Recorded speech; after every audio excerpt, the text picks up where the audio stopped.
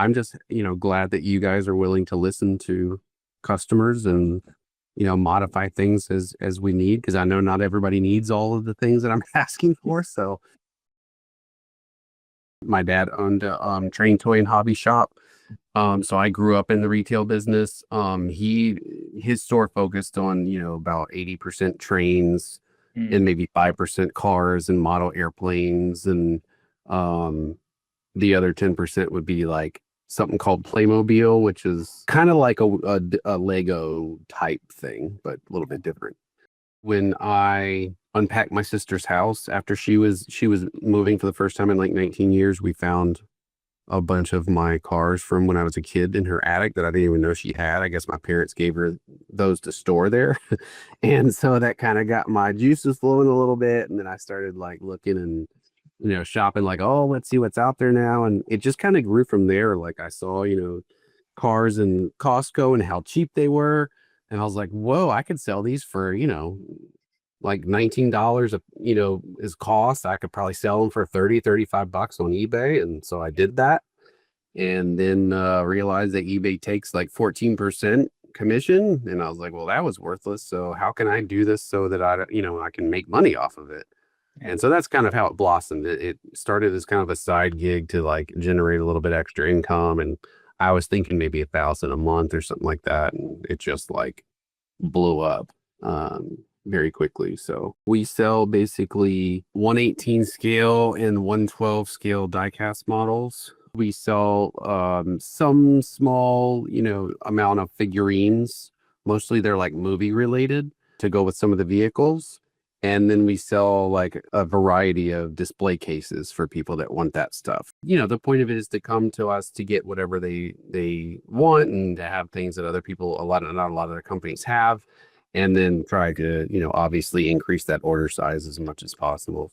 That's really awesome. Can I ask, like, if you had any kind of problem, or were you doing pre-orders before you installed stock?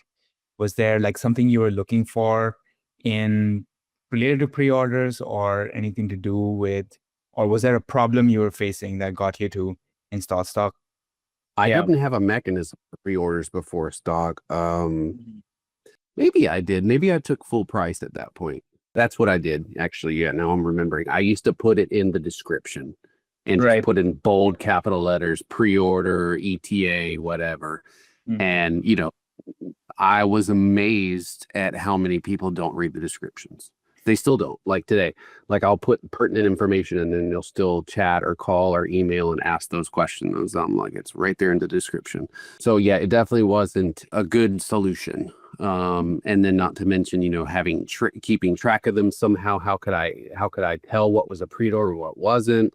And then of course, giving the customers the ability to only put, a percentage down versus having to pay the entire thing. So those are what I was looking for, was how do I separate these from regular orders, and how can I take a partial payment? Why you felt like partial payments was important to you? For a couple of reasons. One is I think it's a lot more flexible, right? Second is, in the diecast world, a delay, it would be surprising if an item comes on time. Like that's just how it hardly ever happens. And also when we were starting out, we used to be called ST Marketplace, which was kind of a generic name, right? Didn't say anything about diecast, everything. So, a lot of that was proving to people we weren't a scam, basically. And so, if we wanted their money for something and it wasn't supposed to be out for 6 to 9 months, maybe 12 months, or it kept getting delayed, people were like, okay, this is a scam. He's trying to get past the chargeback period for a credit card or something, So I think that helped a lot with that, being able to show people, hey, we're not asking, or we don't want to hold on to all of your money while something keeps getting delayed. We don't want to have that liability. We don't want to have those questions or those suspicions, allowing people to just put down the 10%. And also, when people cancel, it's very helpful. We have a policy that it's non-refundable. So you make the commitment. It says right there, you're making the commitment unless the item is never, ever made, then we'll give you your money back. But if it's delayed, that's not an excuse. We have allocations. We order those allocations when you order from us. And we can't just call, our supplier and say, oh, never mind. So, that's been helpful to try to deter people from canceling and that wouldn't happen if we didn't have the partial payment in there. But I think overall, a lot of people like it. That's really good to hear. You in the lines of like partial payments, which seems to be like working out well, because it like also aligns with your business. Is there like anything else on stock that comes to mind that are features or things that you really enjoy or appreciate? Yeah, I think I came to you guys for the out of stock alerts first. I think the pre-orders were an add-on, which is really what I got excited about. Yeah, we were first back in stock alerts up until April 2024, and then we added pre-orders. So yeah, I mean, it kind of just fell in my lap, which is a good thing. But yeah, the out of stock, alerts are very good to notify people.